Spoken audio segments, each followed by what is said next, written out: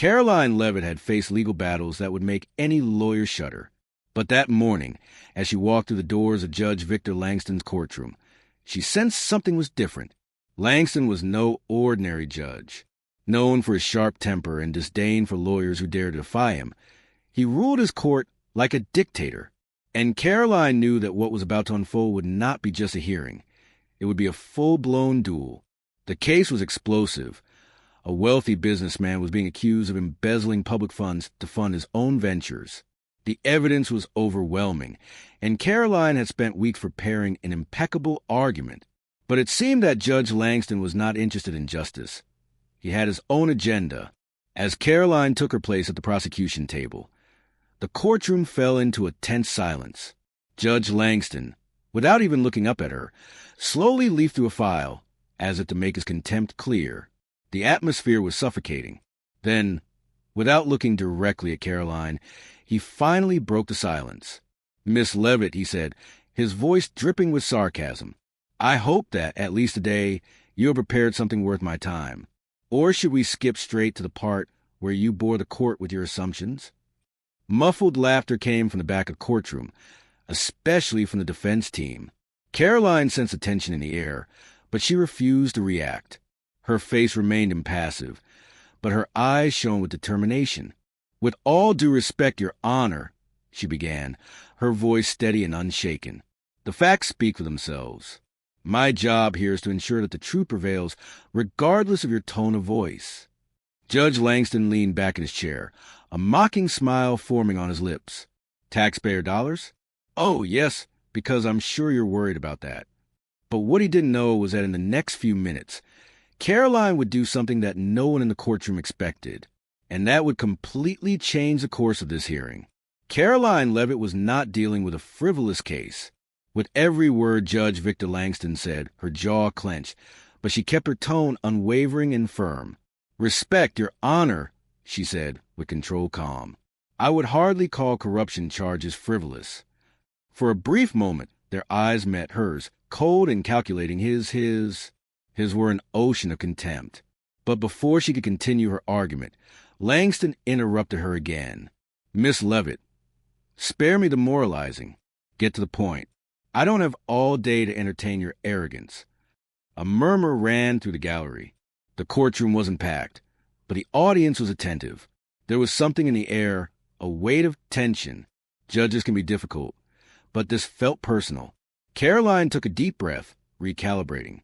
She knew what Langston wanted: to unsettle her, to control the pace of the hearing, to make her defensive. But she wasn't going to give him that pleasure. Precisely. She picked up a folder from the table and opened it, each movement deliberate. "Your Honor, I would like to direct the court's attention to displaying these financial records. They clearly demonstrate." Before she could continue, Langston cut her off again, his voice laced with sarcasm. "Do you always insist on drowning people in paperwork, or is this just your way of compensating for something you can't control?" The defense attorney smiled, and a few reporters in the gallery exchanged glances. But Karoline didn't waver. She knew that men like Langston thrived on intimidation, and the only way to beat them was to never let them see you shaken. She paused, long enough to mark a meaningful silence, and then continued. "Your Honor, if you'd prefer to continue this in person, I'd be happy to request a recess so we can address any professional concerns you may have." It was a subtle response, not aggressive or disrespectful, but it conveyed a clear message. She was making it clear who was in control of the situation.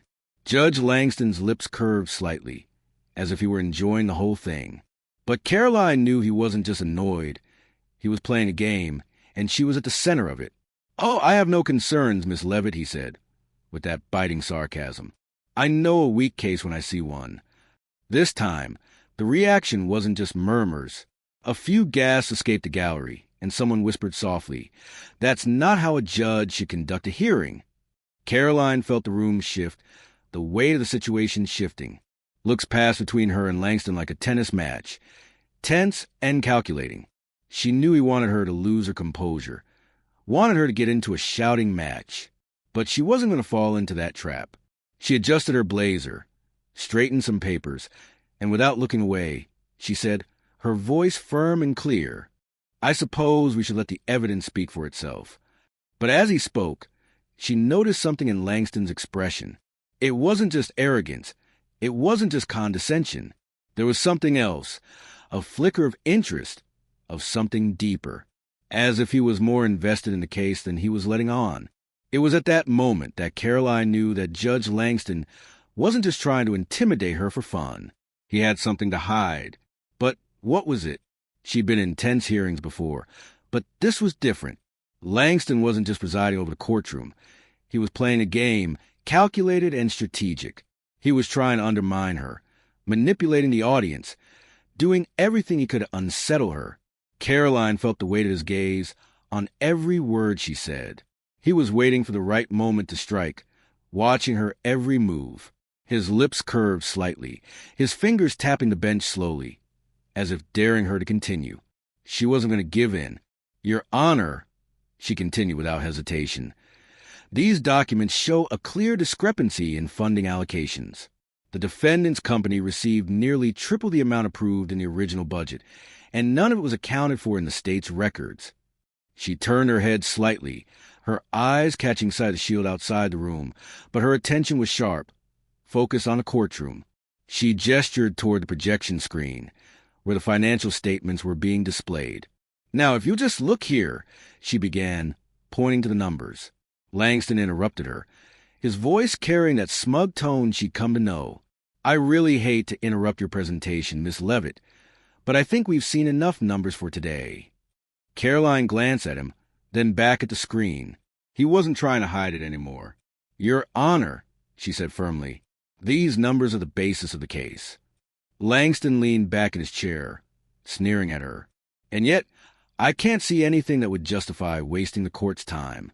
There was again that familiar phrase, wasting time. He was trying to bury the case before it even got off the ground. She heard a soft rustle behind her.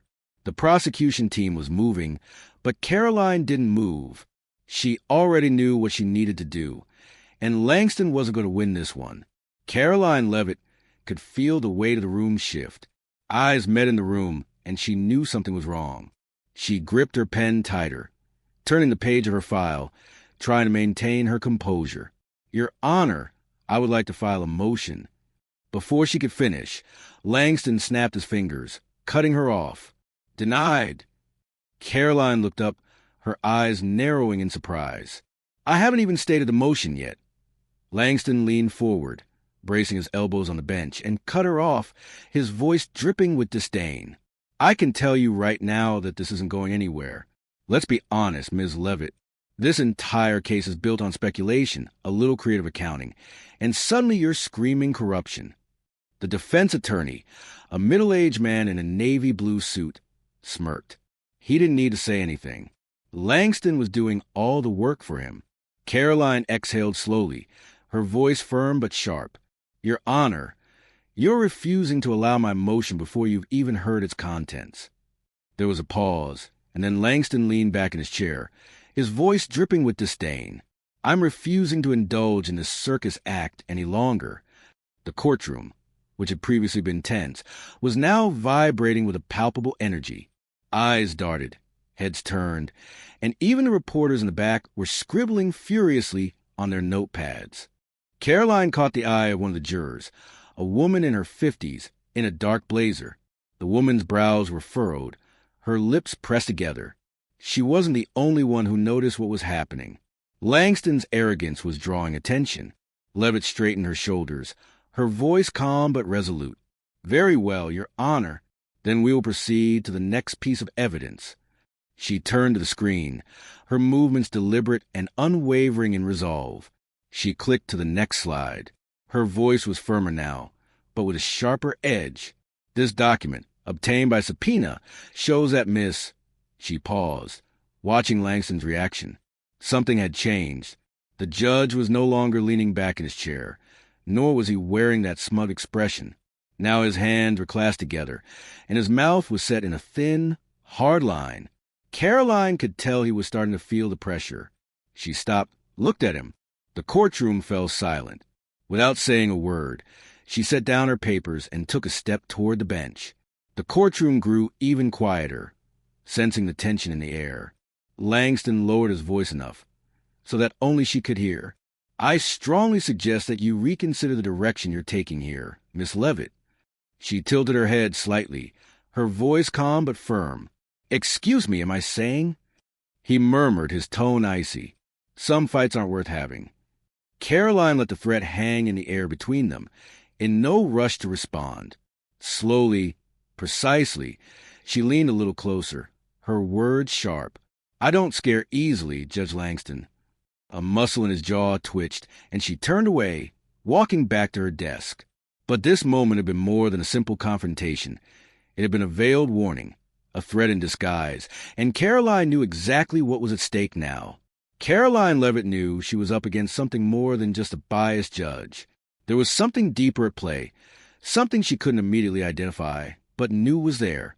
She'd walked into that courtroom expecting rejection, perhaps even hostility. But now, as she looked at Judge Langston, she felt like he was trying to protect something or someone. With a barely perceptible movement, Levitt adjusted a stack of papers on her desk, her expression calm and implacable. The prosecution team beside her shifted, waiting for her to react. She didn't yet. Instead, she lifted her chin and stared at the judge. "Your Honor, I would like to continue presenting my evidence." Langston did not respond immediately. Silence hung between them, as if he were deciding how far he wanted to go with this power play. Then, finally, he spoke, his voice dry and controlled. "Go on, but be brief." Levitt did not acknowledge the blow. She was focused on one goal, exposing the truth. She reached for the next file, her trademark calm. "This document is a signed contract between the defendant and the City Planning Board, outlining the expenses of a proposed project. The total cost listed is just over $2 million. She paused strategically and, with deliberate precision, fed another sheet into projector. "However, this is the internal ledger of the defendant's company, showing that the actual funds transferred were nearly double that amount." Levitt continued with another document, her voice steady. "And here is the signature of approval."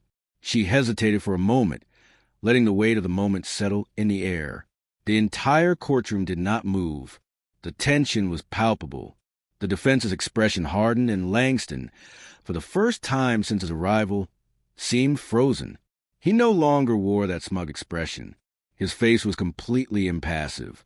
Levitt let the silence grow for a moment before continuing, his voice low and sharp.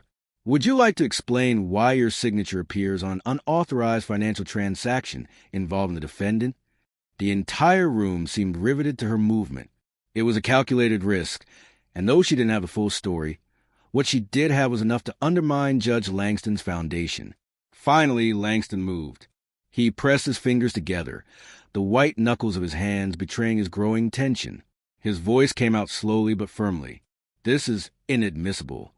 Leavitt inclined her head slightly, her gaze challenging. "What do you mean?" "It was obtained improperly." Levitt didn't back down. She let the question hang in the air as the tension grew. "This document was subpoenaed by my office." Langston took a deep breath, trying to regain control. "It is mishandled. I am ruling that it is inadmissible and will not be considered by this court." Now, the courtroom wasn't just tense. It was electric. Every eye in the room was fixed on her. The jury, the stenographer, even the reporters were waiting anxiously. Levitt, however, did not move. She remained calm, her lips gently curved into a subtle smile, and she crossed her arms, regarding the judge. Her clipped voice left no room for further provocation. "You do realize this is a public hearing, right? That the media is here? And that every single person in this room just watched you declare critical financial evidence inadmissible for no reason." Langston was visibly uncomfortable. A muscle in his jaw twitched. "That's enough, Ms. Leavitt." She didn't flinch, didn't blink. The tension in the air was almost palpable, and then she did something that would change everything.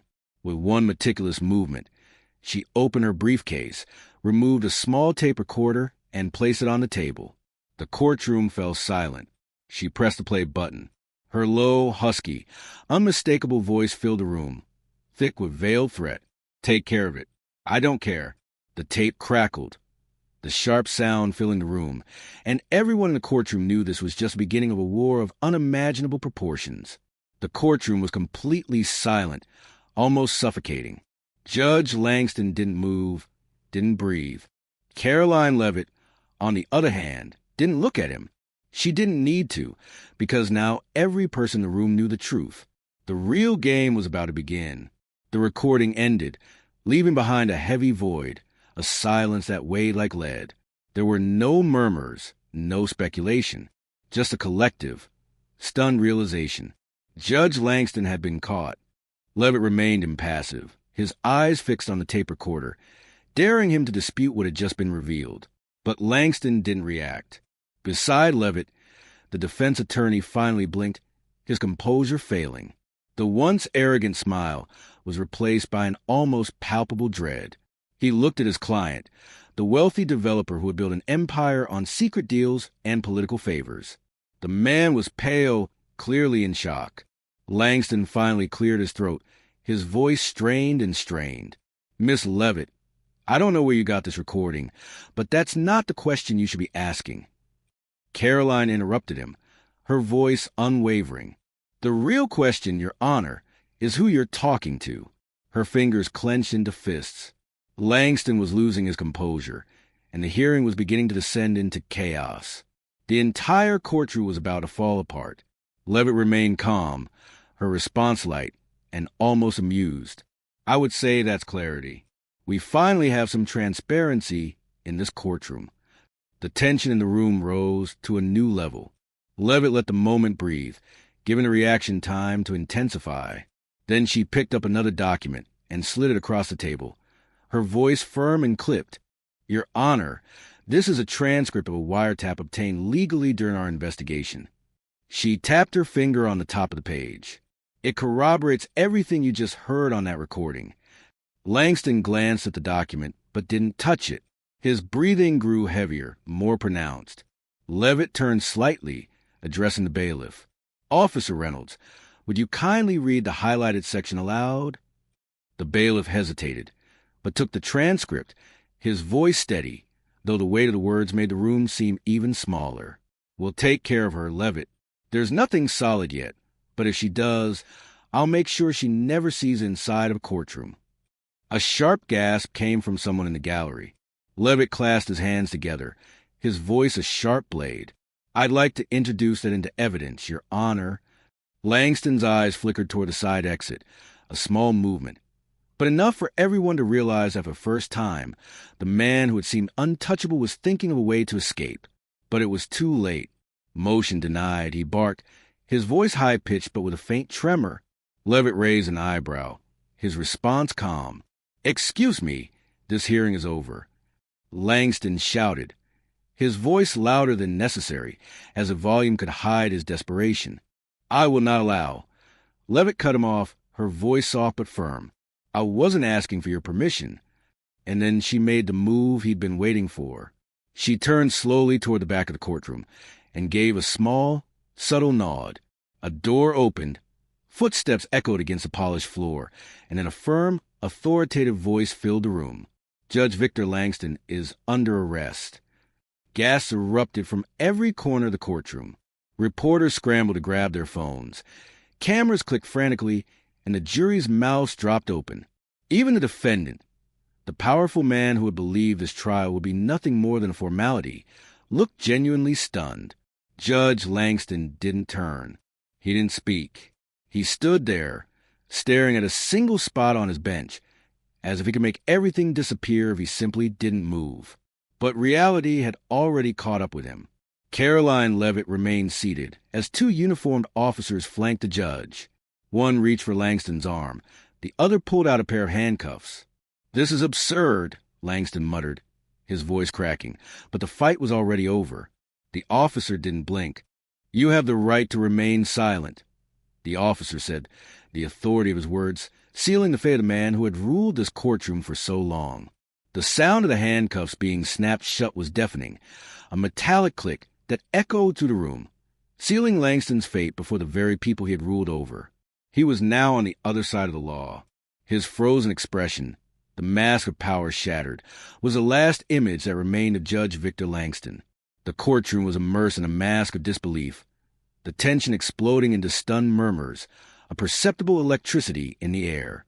Reporters rushed about, their hands moving frantically to capture the moment. Even the jury, who were forced to remain impartial, could not hide their shock. Karoline Leavitt sat, her face unmoving. This was not about bragging or revenge. This was about justice. Judge Victor Langston finally found his voice, but it came out barely above a whisper. "You can't do this," he muttered, his words laced with disbelief. The officer beside him didn't flinch. "Sir, you're being taken into custody for obstruction of justice, conspiracy to commit fraud, and abuse of judicial power. You'll have your chance to speak to an attorney." Langston struggled against the handcuffs, his face flushing as he tried to protest. "This is disgraceful. I'm the law in this court." Levitt stood calmly, straightening his blazer, his eyes fixed on the judge. For the first time, his arrogance was replaced by something much closer to fear. The officers pulled him to his feet, but he resisted. "This is politics. This is—" Langston began, but Levitt cut him off. "This is accountability," she said, with eerie calm. The room went completely silent. The power he thought he had was crumbling before his eyes. Langston turned helplessly to the gallery, his eyes darting for an ally, someone to stand up and declare this a mistake. But no one moved, because it wasn't a mistake. The defense attorney, who had seemed so unwaveringly adversarial, was pale as a ghost. The developer, Charles Lawson, also seemed beside himself, clutching the table, trying to control his breathing. Levitt stared at him for a brief moment before turning back to Langston. "Your Honor," she said, her voice cold, "if you have anything to say, I suggest you save it for your arraignment." Langston opened and closed his mouth, but no more words came. As the officers began escorting him toward the side exit, Lawson finally found his voice. Wait. The chair scraped against the floor, and he stood abruptly, glancing between Langston and Levitt. "This is getting out of hand. Can we work something out?" Levitt arched an eyebrow. "Fix something?" she repeated, and he was speechless. "No, that's not crazy, Mr. Lawson. That's justice." She leaned forward a little. "Why are you so nervous, Mr. Lawson?" He shook his head, trying to force a nervous laugh. No, that's just crazy. Do you really think Langston is guilty?" Levitt paused and replied firmly, "Be quiet." And with that, the officers began to lead Langston out the side door. The moment that followed was heavy, like a pall that covered the entire room. This was no longer just any trial. It was a dismantling of a long-protected system. The tension still hung in the air as she turned to the jury, the empty judge's bench, and finally the defense table. "I believe we still have one trial to finish." With Langston gone, the biggest obstacle had been removed. The courtroom felt different, lighter, as if the corruption that had fueled the system was somehow being stripped away. Levitt glanced at Lawson, who was now fidgeting, calculating the consequences. He knew that without Langston on the stand, his defense was in ruins. She leaned forward again, with the calm of someone who already knew the game had changed. "Mr. Lawson, would you like to continue with today's proceedings, or would you prefer to discuss an appeal?" Her jaw clenched, but there was no more breath left to argue. This is a witch hunt. Levitt smiled slightly, his tone sharp. "No, Mr. Lawson, this is justice." He didn't answer, but it was clear that defeat had already caught up with him. The judge was out of the picture, but the battle was far from over. The room was different now. The weight of Levitt's words resonated. "The system still works, Mr. Lawson. No matter how powerful someone thinks they are, the truth will always find them." She paused, allowing that to sink in. This applies everywhere, in the workplace, in communities, or even in our own personal battles. It's about holding the powerful accountable and believing that one voice can bring about change. The jury's eyes were fixed on her, waiting for her next move. Levitt didn't hesitate. She looked back at the judge's bench, at the defense table, and said calmly, "Given what happened today, I would like to formally request permission to continue presenting additional evidence. We now know that a full investigation is necessary to find out how far this corruption goes." The room filled with murmurs. Levitt continued without hesitation. If my team was able to uncover this much, it means there is more. More names, more people who believe they're above the law. She turned to Lawson. Now, I ask again, do you want to talk? The man was nervous, his hands tapping against the table, and Levitt knew he was weighing the consequences. Finally, he exhaled in defeat. If I talk, I want protection. She nodded. Then you better start talking. The courtroom was no longer the same. The balance of power had shifted. The walls that once protected the powerful began to crumble, and Karoline Leavitt had sent a clear message. No one is above the law. And so, justice was served. But this is just the beginning. If you were inspired by this story, subscribe to the channel, like it, and share your opinion in the comments. Let's continue the conversation. See you next time